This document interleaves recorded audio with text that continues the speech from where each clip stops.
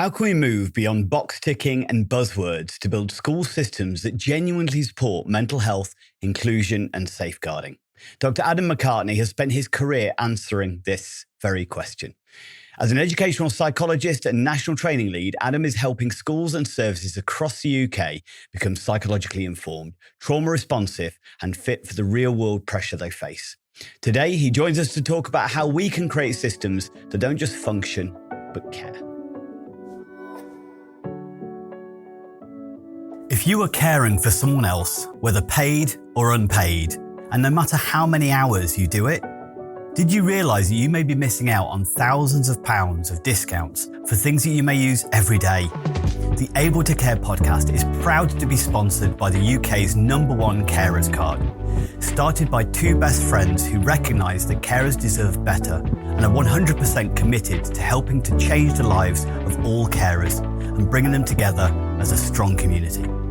Carers Card UK provides support, recognition and rewards.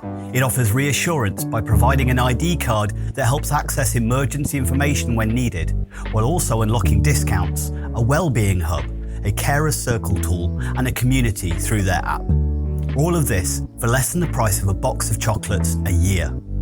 There are discounts on gym membership, days out, electrical goods, clothing and even glasses. Let others know you care while taking a little care of yourself with an ID card you can be proud of. Visit carerscarduk.co.uk/promo code/able to care today to order yours.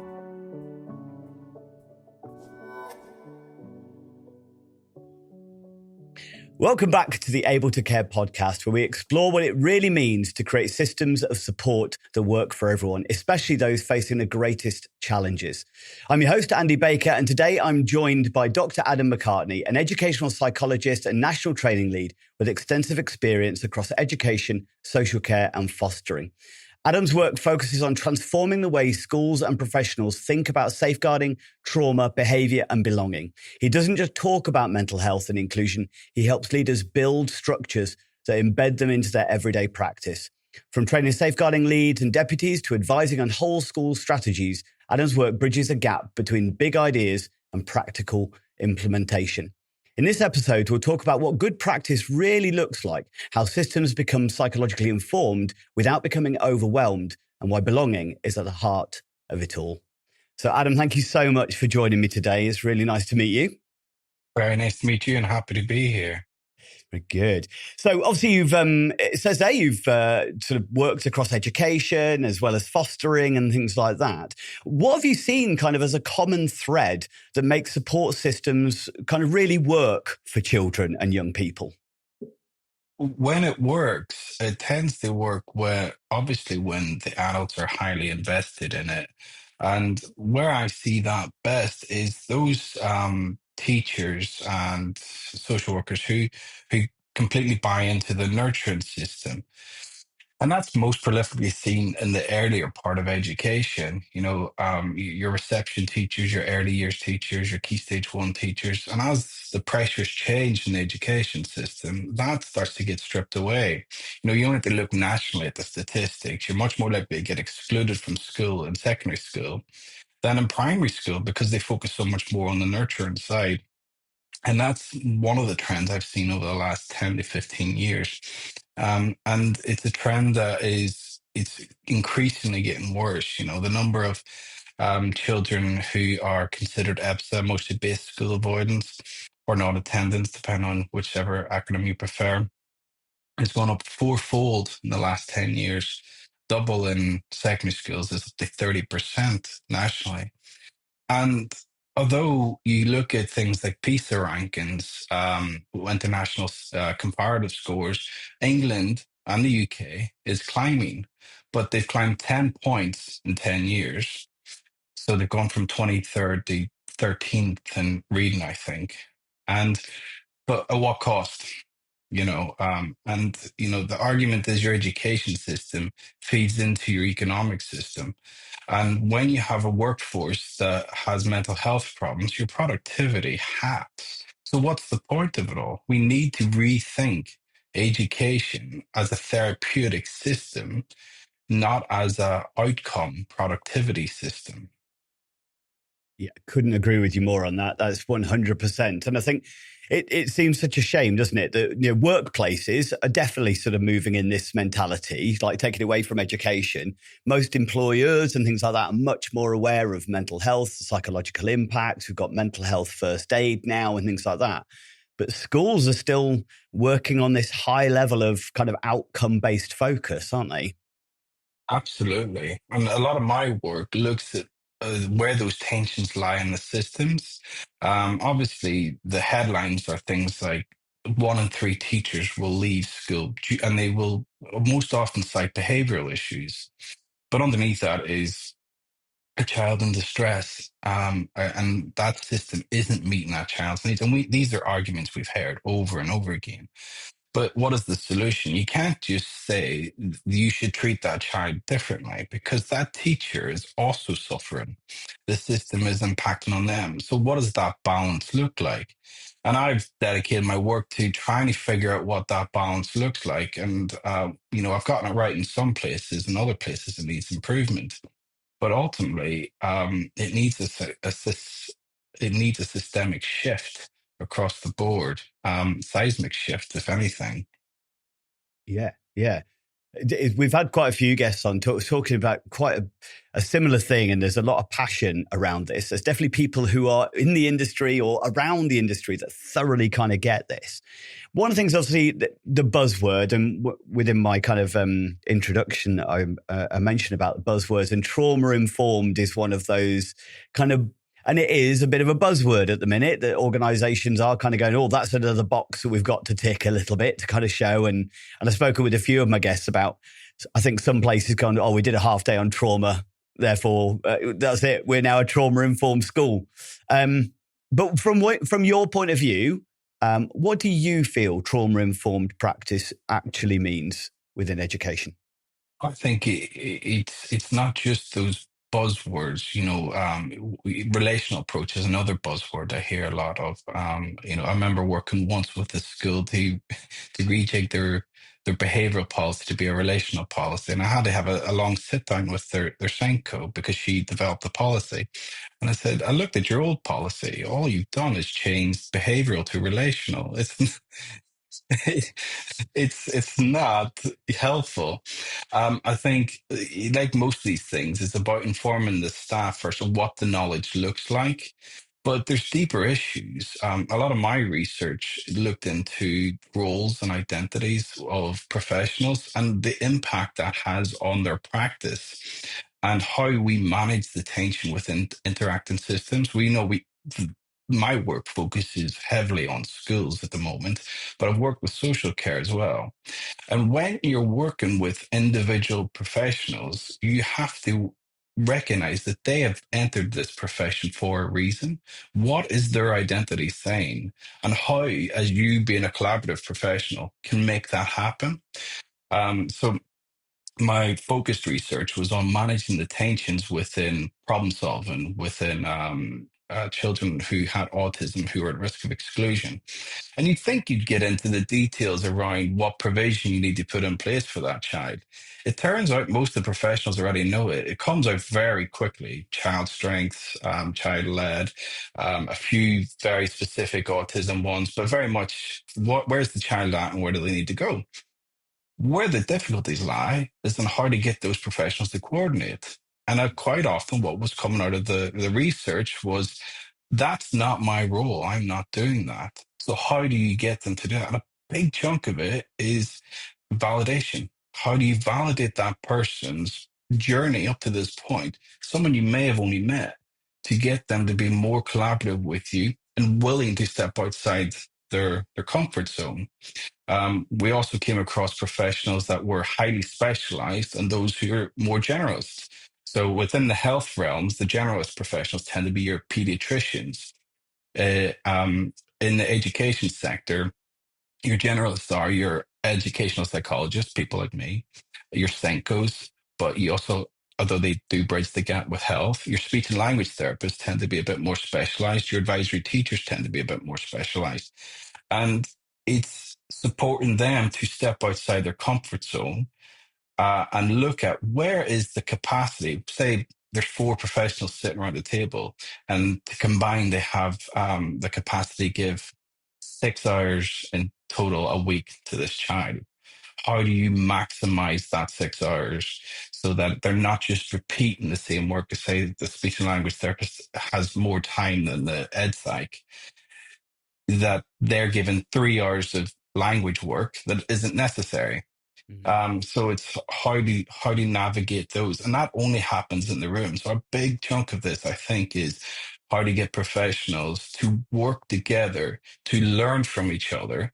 The greater we can share our identity and knowledge and experience, the better the outcomes for children and the system. And over time, you'll see the system become much more fluid and collaborative. But at the moment, because pressures are so high and intensive and so outcome focused, people don't move beyond what they are confident will work. And we're seeing the clinch points in the secondary system, high Mm. exclusion rates.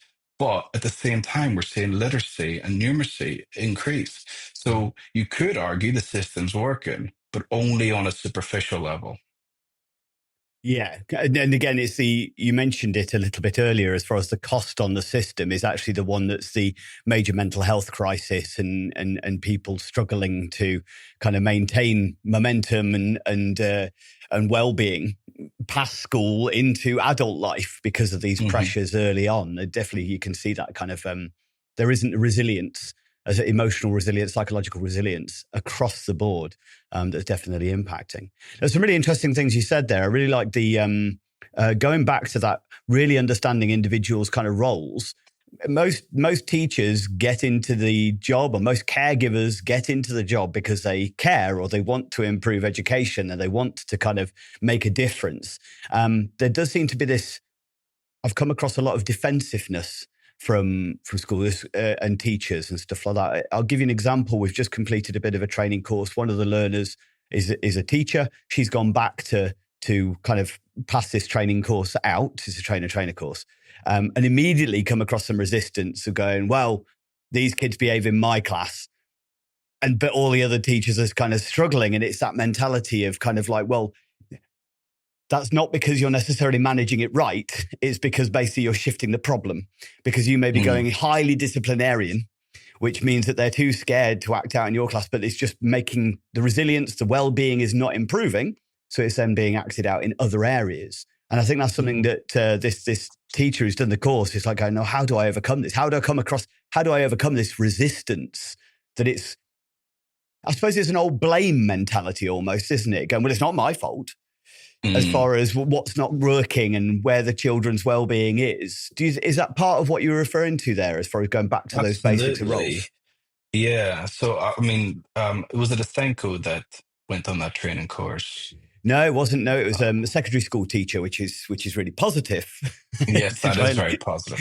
But looking at I changing. sympathize with them because Mm. part of my role is I go into schools every so often. I won't be in every single day. I work across many of them. And that resistance is part of my daily life, Mm. particularly around those. Sometimes it's they don't know how to, but the will is there, and I can Yeah. work with that. It's much easier to work with that. But whenever they say it's working in my class, it's hard to appreciate that when you see a complicit behavior, the underlying emotions, they're not there for you because you only have them for maybe an hour a day Yeah. at Yeah. most.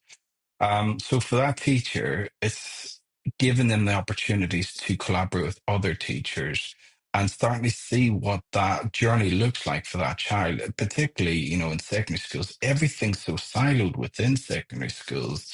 You don't really get to fully appreciate the journey of a child. Mhm. Whereas in primary schools, you have one teacher per year, and that teacher will know that child very well. But the role within secondary schools is very different.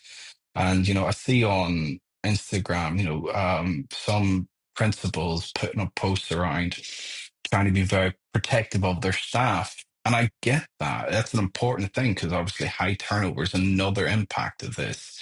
But by being protective of your staff, which is removing children from the lesson, there's an impact on that. How does that child feel about themselves when you've removed them? That teacher is able to teach the rest of the class probably more effectively, but you've got to then reintegrate that child. And how do you do that? By minimizing shame. And this is a concept that is floating around secondary schools in particular. Well, we experience shame every day in our lives, but particularly within secondary schools, you have not met the criteria we have set for behavior. Therefore, there's something wrong with you, rather than our system is not really helping you get the most out of your potential. And we know that that's the problem because we're seeing 30% of students nationally not going into school on a consistent basis. So it's how do you have that conversation? And it goes back to your senior leaders. They have that conversation with those more, well, we say old school mentality teachers. Say, your lesson has a holistic impact. And let's look at that in context, not in isolation, in context, because people live in context. And that's what we've got to do. Now, the difficulty within education is it's such a fast moving system. Where do those opportunities come from? Where do the teachers get opportunities to talk about a child in detail? Now we have things like solution circles, and we have TAF meetings, team around the family, team around the child, but they tend to be when a child's met a certain threshold. When do you get that collaborative practice or sharing collaborative practice on a weekly, on a daily level? Teachers don't have that. Teachers also don't have supervision. Now, as I would like to consider my profession highly skilled, and one of the key things to developing yourself as a psychologist is reflective practice. You cannot become a psychologist without learning this skill. Well, you can in some countries, but you probably wouldn't be very effective. And you need a supervisor to do that. You need someone to push back or reflect certain comments that you say and say, why is that important to you? Or that might have been a flippant comment to you, but why was it flippant? Or you're very interested in this area. What is it about this area? It's very interesting to you. And you start to learn more about how you see your role and your identity within that role. This is key for professionals, and teachers don't get that opportunity. They are very much target out or outcome focused and target driven. And that's not fair on them as a professional. They get into it for one reason, but the system molds them into these essentially line workers. You must get this outcome for this child. And I've sat in many meetings then, if I don't move this child on X number of points in this area, it reflects badly on me. And then I come back usually with, that's not really fair. They've had 10 years of education before they got to you. um, so it's creating those opportunities, particularly within secondary schools. Primary schools need it too, don't get me wrong, but particularly within secondary schools, when do you get the opportunity to share your practice, and why is that practice important to you? I think one of the things you've kind of mentioned there, as far as the strategy is concerned, is teachers having that opportunity. The child's journey is quite an interesting thing that you brought in there around secondary schools. It is very fragmented. There isn't the same kind of, you'll probably only hear the negative about a child in the staff room rather than really understanding the child's full journey. It feels something that's kind of common sense to me, but I don't believe in common sense at the same time because it doesn't exist. Everyone will be doing it. Yeah, absolutely. But the role modeling you've got there of kind of the supervision for the teachers to kind of, because that is reflective practice really, isn't it? Or, the restorative practice. It's looking at, how did the behavior that we did in the class affect relationships, affect well-being of the individuals within it? And it should be role modeled from the top down so that the teachers are learning, well, this is what restorative models, and it's not about shaming teachers, blaming teachers, going, hey, what worked, what didn't, what can we do differently, what was the impact of the things? And then we've got to lead them knowing it, doing it, for them to be able to then act it out, to role model that to then everybody within their environment. Is that kind of the thing that you try and help organizations do? So build that hierarchical structure of going, hey, let's build this from the leadership team going down to this. down to the teacher then doing it with the students, so that everybody's following this same reflective kind of process. Yeah, absolutely. Depending on the level of need a child may have, schools may reach out and say, look, we want you to do a piece. Usually they ask for an assessment piece of work. And I tend to be a little bit resistant if it's a one-off piece of work. And I say, look, I want to have a consultation. And I'll quite often ask for the most senior person I can get. Now, obviously from primary schools, I can quite often get the head teacher. Well, it's quite tricky in secondary schools because the head teachers are extremely busy. They've got much more of an oversight. So you might have the safeguarding lead or a deputy head, and you take your battles about, okay, what does your systems look like? What do you expect of your staff? And you have those in-depth conversations around, okay, but why is that important to you? And quite often it comes back to those GCSE outcomes. We need higher grades, or we've had a bad Ofsted and behavior came out. I remember working early on in my career. A school had a terrible Ofsted. It was around the time when, academization was really rampant and everything was turning over quite quickly. And they excluded like ninefold more students than they did the previous year. And that has happened again and again across the country. So you get these real punitive strategies in order to get this little system, a secondary school, fixed. But those children need to go somewhere. And we've seen the rise of alternative provision. When I started out, alternative provision wasn't a word. You had your PRUs, and that was it. And now there's an entire subsector to alternative provision.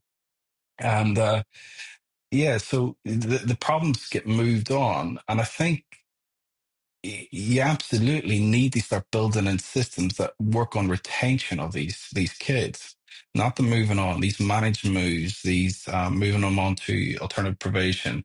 The increase in EHCPs is another thing. We'll get them in EHCP first, but you can almost predict that they're moving on to another school, or they're going to face exclusion or something down the line, especially if it's their primary need is SEMH, social emotional mental health. So the big thing that uh, it's how willing is that school to talk about their systems is first. How willing is that school to give their teachers time?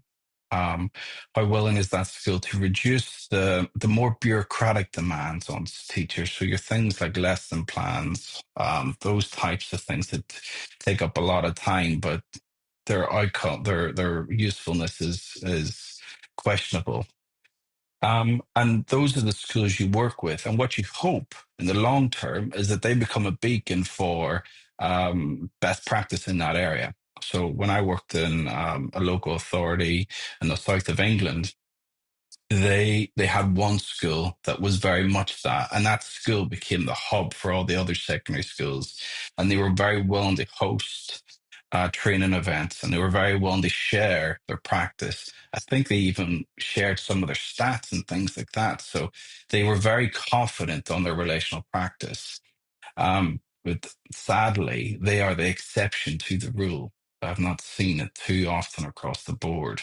And my job is to try and get that as much as possible. It does. I think there's a definitely a long way to go, but it sounds like it's good. There's some schools that are kind of leading the way a little bit, or and one of the things you mentioned there is that some schools, when they're looking for your service, they're almost like, oh, we've had a fire, can you come in and just do a bit of an assessment, stop that fire from happening again? Whereas you're trying to force it to go, no, I need to look at where this all started. I need to look at all your procedures, your processes, your risk assessments, kind of following that analogy on, which is where schools sometimes, it's that short-term versus long-term solution, isn't it? I can fix that broken pipe, but let's look at what's going on with your whole central heating system and stuff like that. And it's looking at that from a behavioural and from a practice point of view.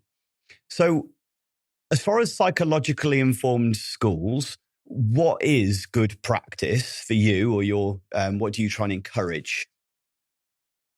What I would try and encourage is that relational nurture based stuff. The most common thing that I go in with is looking at how they structure their lessons.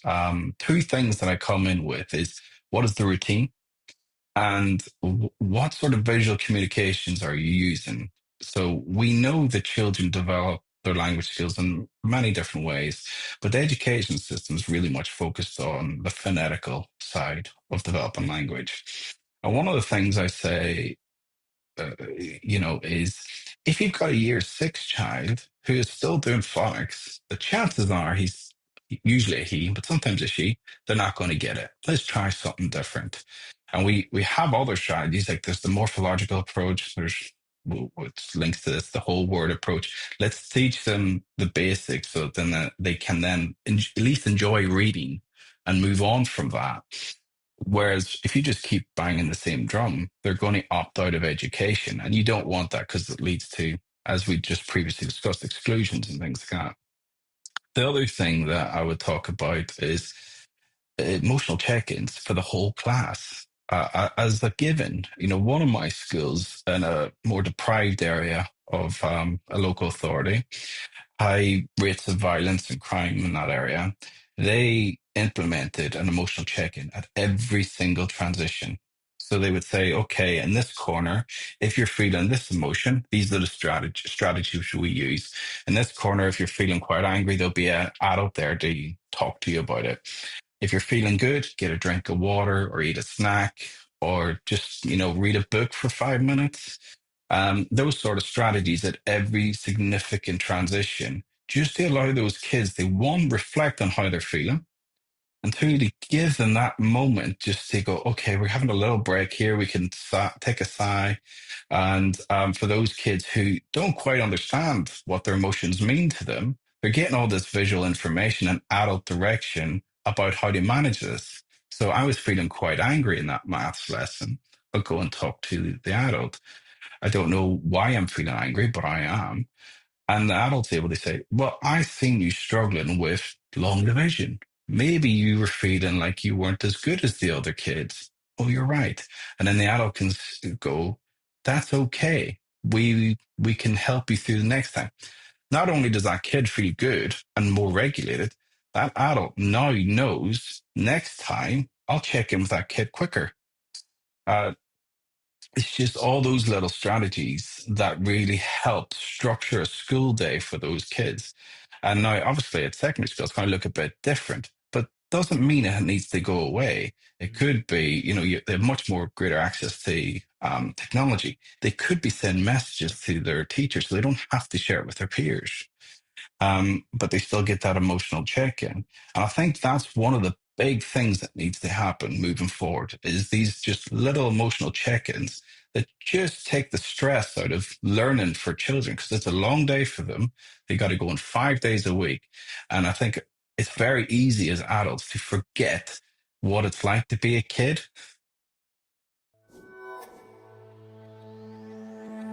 Have you ever encountered an adult or child's behaviour that has felt difficult, overwhelming, or challenging? Have you sometimes felt at a loss of what to do, or know that you didn't handle it quite right?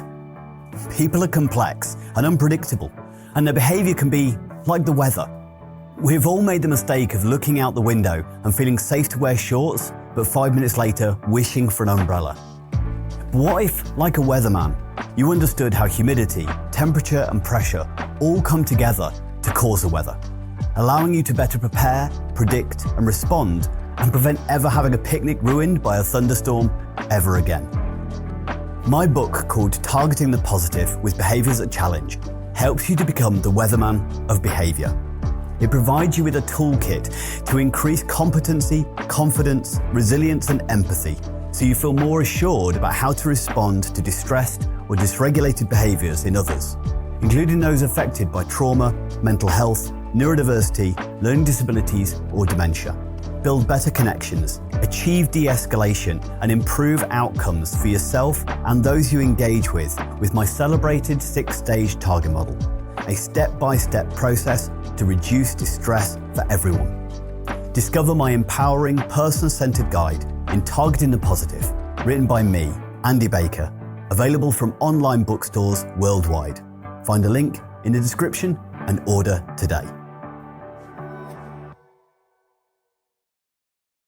So are you saying then that there is other ways that schools can kind of reevaluate from a value-based structure towards their curriculums to shift how they manage lessons, how they teach, how they get the outcomes that the worries of Ofsted and stuff like that can still be met? Absolutely, I do, and it's having the confidence as a senior leader in a school, to step away from what you know Mm. and start to explore other ways. You know, one way is to talk to people like me who come from a different perspective but work in the same system, and take that. Well, it's a risk. It's essentially a risk. But when you have experts alongside you, you minimize that risk. Mm. So I've developed models around how to structure your management systems to minimize that risk, how to introduce certain topics to minimize that risk, how to structure your daily routine to minimize that risk. And it's having the confidence to do that rather than going back to the military style or the Victorian style of education, where Mm. you know you can improve behavior, but the outcomes are still poor, in Mm. my opinion, unless all you care about is literacy and numeracy. Mm. Um, and it's having the confidence there. And Ofsted, thankfully, are now moving towards a more relational approach. And that's going to be a big help because they are the regulator and they create the framework. And that gives permission almost to these senior leaders to take that risk and start to talk to professionals like myself. The next thing that needs to happen is to free up those professionals, because at the moment, it's not just teachers that are getting the squeeze. It's the support services. Educational psychologists have a statutory duty, and that takes up most of our time. And local authorities up and down the country try to free up as much time for educational psychologists. They do more of that systemic work. But once you get a big influx of statutory assessments, for your listeners, that's the education healthcare needs assessments, for the high end students. And without those professionals being freed up to have those tricky conversations and support those leaders, you're going to see the same thing, the same outcomes, the perpetual outcomes of the number of EHCP applications are going to continue to increase. The outcomes for those students is still going to be poor. You'll probably still see an improvement in literacy and numeracy because this current system allows for that, but you'll see an increase in absenteeism, emotional based school avoidance, those types of words. You'll see probably an increase in violent behavior on school sites. So at what point does it become a tipping point? Like, when do we sacrifice the literacy and numeracy growth for these other issues? And the thing that I think needs to happen is to free up the time for those support services, which is one of the reasons why I went into private practice, because I was very much, when I started out my professional journey, like, the public sector was the gold and standard, and it was like I wanted to stay within it for my entire career. And then it very much became not enjoyable. And you don't get to see the long term outcomes of your work. When you do, it's usually disappointing. Someone like me coming in and offering advice, but the school can't give that provision, or that the funding isn't enough for them to do what they need to do, but yet you still got to show that what's the evidence base of what this child needs, even though it's not going to happen. It's not a good use of money. Whereas what I've tried to do is take a step back and looked at what the education system looks like. Okay, we're moving towards a more neoliberal system where academies are able to use their funding and how they wish. Okay, I'll go and talk to those senior leaders and see if I can get some improvement that way. And on a individual level, yeah, I've had some success, but I'm one man. Everybody needs to be trying to do something similar. Now, you don't have to do exactly what I'm doing, but you need to use your skill set as that support professional to get the best out of your expertise so that those people you are supporting feel secure in the decisions they're making and can move forward with that for the children that they want to help, which is why we all get into education, essentially. Yeah. Yeah. as you said, it is you are just one man. We do speak to a lot of people who are definitely in this camp and trying to kind of make the change, but there does seem a lot of resistance. And again, it's that fear of change and stepping out the comfort zone of doing things differently. I've been doing this for years and it's worked well enough, I think, even though we recognise, and it is strange, as you were saying there, sometimes the objective, the idea of what a good outcome is, I've come across in many different environments, not just schools as well, that sometimes, we've had to restrain him 3 times and he's been excluded, but at least he passed that test. And it's just like, what's really important here? As far as it's very, very strange, because all he's going to do is, okay, he may have passed that test, but you're not helping him or them to enjoy learning and the benefits of why they're doing what they're doing and how they're going to be able to utilize that in later life. So it's not improving society as a whole. I always want to go and ask him, was it important for you to pass that test? Yeah, absolutely. Yeah. And they're going to go, no, I just made to do it. Yeah. And the anxiety focus on that, we're seeing that a lot at the moment as far as the GCSEs are concerned, because of the age of some of the children in my world is huge. And it's a massive impact. Okay. So as far as, obviously there's loads of things that the education, obviously you work with teachers and things like that. Obviously there's a lot of our listeners that may be parents of children, with additional needs who are struggling at school with anxiety issues and things like that. Is there things that, parents can do to make a difference to their child's well-being within school at all, from your point of view? Well, the best thing that parents can do is, from a young age, is want to read with your child, with them, not hand them a book or an audio book or things like that. Sit down with them, read with them. It's simple to do. The child usually enjoys it. They'll be picking up language from you, and they'll be getting that nurture-based attachment, which is essential at that young age to set them up for positive learning experiences.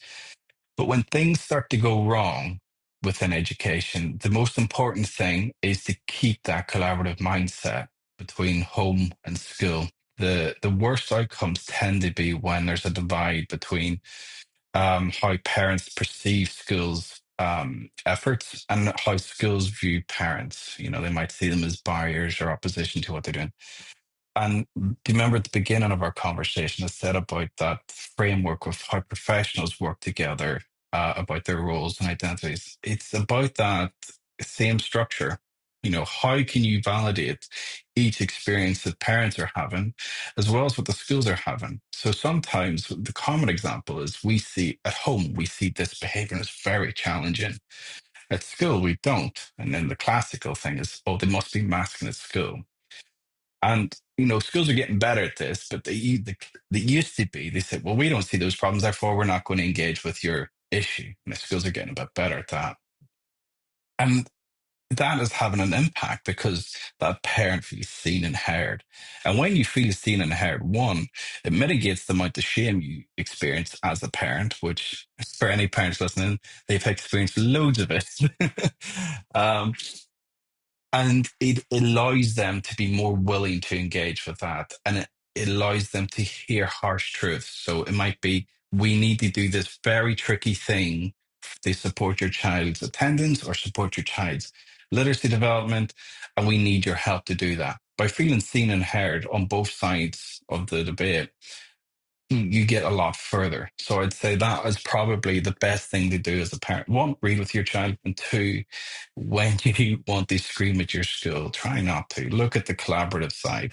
What are they doing well first? And then look at where the challenges need to be met. And that is equally important for schools in the reverse direction.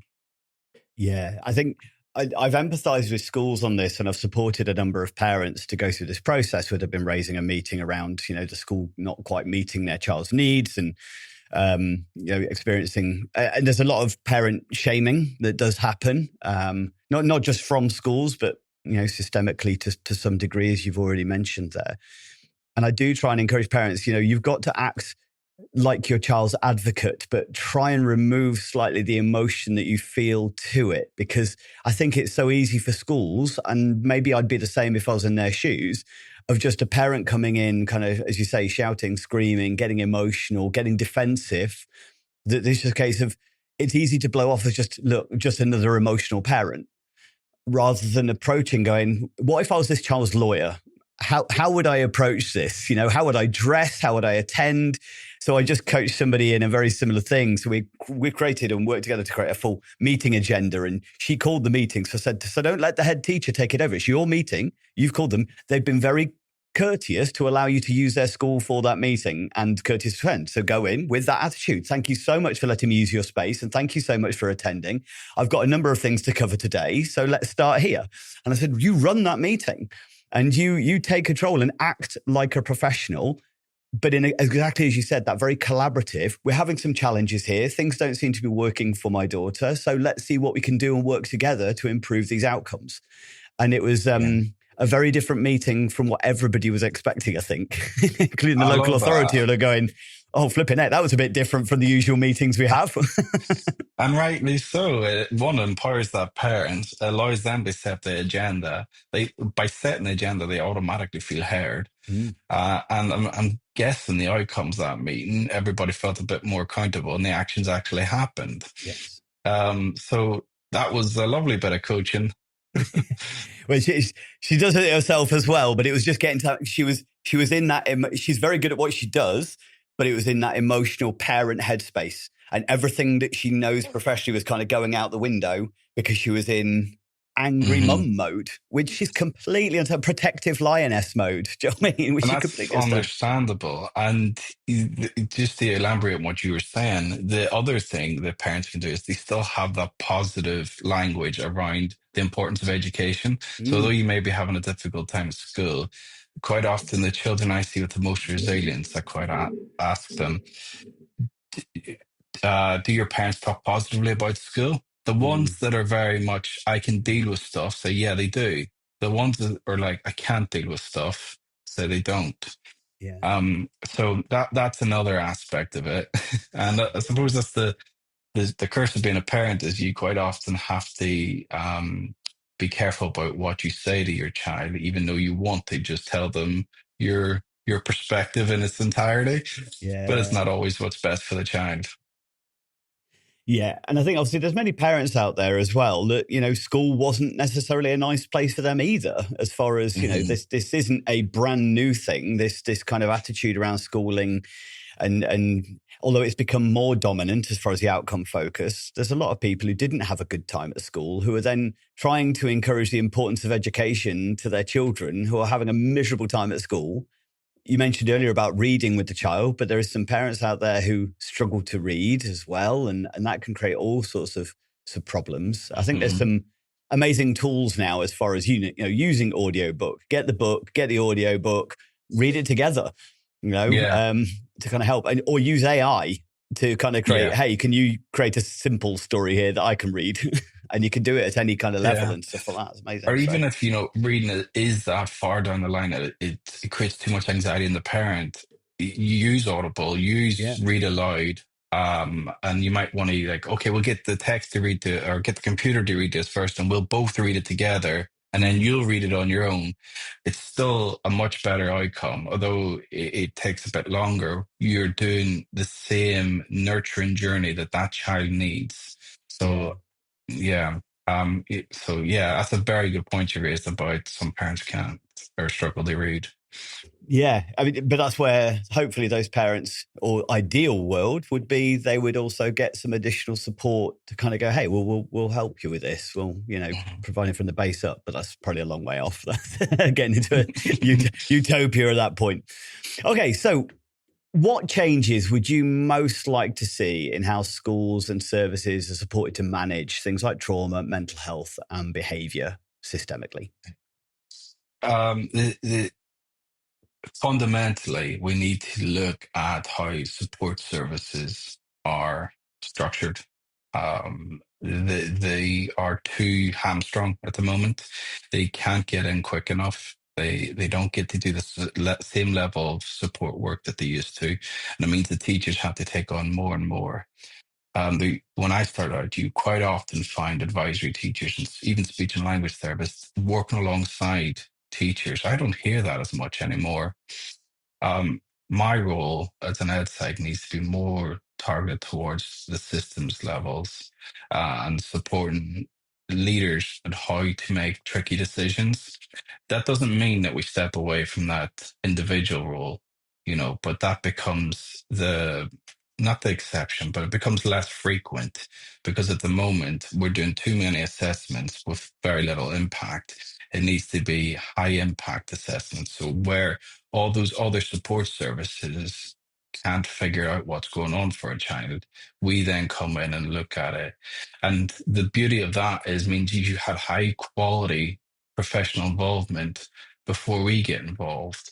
So you know what's been done, what works and what doesn't work. And then you can go, you have confidence to go down avenues that are less tested but can be psychologically informed. And that child will have better outcomes as a result. The moment those children are not getting a fair deal, as far as I'm concerned. So that would be essentially how the support services are structured. Within schools, supervision is number one. High quality supervision for all staff, all teaching staff, I should say, and from teaching assistants to teachers to leaders, they all need it. The education system is too important of a system to have people running it on goodwill alone. Obviously, that means that we need more funding. We need schools to look at how they timetable things. We probably need a huge influx of teachers as a result of that. So these are things that aren't going to happen overnight, but they're absolutely fundamental for an effective education system that reduces some of the things we talked about in terms of attendance, attainment, mental health outcomes. And for those who are political decision makers, and I hope that they are listening to this, I would say that there is an economic benefit to this. It's an investment because those are the people that will be in your workforce in the next year, not the next year, the next years. And by having a healthy educational journey, you're going to get a much more effective workforce. And that's essentially what we're about. Yeah, yeah, 100%. I think it's again, it's the short term, long term kind of solution again, isn't it? The kind of the goal focus. It's looking good at the end on the figures rather than necessarily looking at the long term benefits, which is one of the challenges in the way that the kind of our government system works. We've got 4 years for this, so we want to look sure we're good at the end of the 4 years rather than 40 years. And it's you know.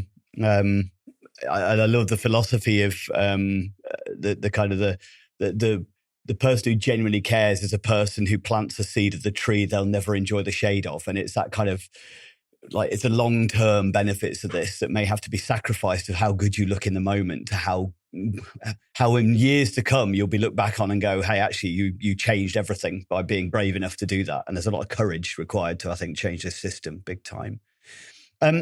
One of the things I wanted to almost backtrack on before we kind of draw things to a close. There's one element, and you've referred to it a few times, obviously the restorative kind of side of things, but also the nurturing. And I think I've definitely encountered kind of resistance that nurturing is something that should be for the home, whereas the school is somewhere that should be for education. Do you come across that kind of resistance slightly that, but this isn't a place for the kind of the fluffy emotional stuff and all the. Have you encountered that? Yeah, I have. And, I quite often go on a little journey with teachers on that. It's like, okay, if you break down a child's week, they spend at least 24 hours in education, so a full day. That's not including sleep and things like that. And when you look at their home lives, okay, they might have mum, dad. So those are their primary attachment figures. They might have some contact with their grandparents, but most likely then after that is they spend most of their time with their teachers. Now, if you think about your workplace or even your own home life, most time you probably spend is if you're fortunate enough to have a partner. And then after that, your colleagues. Do you want to work with people you don't like? It's the same for children. They need to understand what a nurturing environment looks like. Again, going back to your philosophy about planting the seed for the shade you won't enjoy, those children down the line, by experiencing a highly nurturing environment, will then take that into employment, and workforces will become much nicer places. And the education system will wholly benefit. It's just a self-fulfilling prophecy then at that point. So that's quite often the journey I take teachers on with that question. Yeah, I like that. That's really good. Yeah. I think it's, again, I've spoken about before in the past on podcasts and stuff relating to there is a huge cultural shift now that hasn't necessarily been recognized, that kids are starting school earlier than they ever were before. Parents are working longer than they've ever had to before. We have got more fragmented home lives, which means that you haven't got always the dual parenting necessarily to kind of offer that I'm working but I'm nurturing, and kind of the dual roles within the household and things like that. Due to higher stress, we've got parents who are meant to be nurturing but are in a potential state of anxiety and stress themselves. So there's so much, like, the framework for nurturing isn't there in home as it once was. But the kids still need that same level of nurturing that they always have. And as you may have said, even grandparents, they probably, once upon a time, they would have been in a house. They would have been in the house with, or they would have been living next door, and auntie would have been over the road. And now it's a case that they're all across the country and they maybe see them once a week if they're lucky. So again, it's, culture has changed. There needs to be a recognition that systemically to kind of, we're going to have to change the nature of nurturing now, because it just isn't there as it was before. So yeah, I love your story about that. That was great. Yeah, absolutely. You're absolutely right. Families are under a lot more stress now. And as parents, I think there's a much heavier stress load to carry on a day-to-day life than would have been in previous generations. So it's a very good point you raised there. Yeah. Fantastic. Well, thank you so much for your time today, Adam. I think we've gone through quite a journey, and obviously you provide a very valuable service, and through the consultancy and stuff you do. We'll make sure we put some links in and things like that. But how can people find you, and any particular area that you tend to focus on as far as the services that you offer? They can find me through my website, which is rmcpsychologicalservices.com, or you can find me through LinkedIn. Usually just type in my name works. Yeah. I hope it works. Um, and sorry, I missed the second half of your question. Yeah, and where do you cover the whole country? Do you work kind of remotely as well as going into schools, or is that your preference to go into schools themselves? Every psychologist's preference to go into schools, but well, speaking generally there, Yeah. have to catch myself there. I do all sorts. Mostly I do face-to-face work, and I work within the southwest region of England. However, I am open to remote work, particularly where that consultative approach is best felt. I have worked with national organizations. I've just finished work with one who's based up in the northeast. And, we never met face to face, but we did a high quality piece of work and we were able to evaluate that. So open to all sorts of work. Fantastic. Thank you very much. Well, thank you for your time today. I think there's some great points that you made, and hopefully some schools are going to listen and keep reflecting on it. And slowly, it won't just be, one man making that difference. Other schools will get on board and make those differences too. So thank you for your time today. Thank you for having me. So if any of you listening have found today's content useful, interesting, or something maybe you want to share with your school, or try and encourage teachers to engage in the stuff that Dr. Adam McCartney was talking about today, in the details in the description, in the show notes, you'll find some details how to get in contact with him. But please like, comment, and share. Otherwise, see you soon.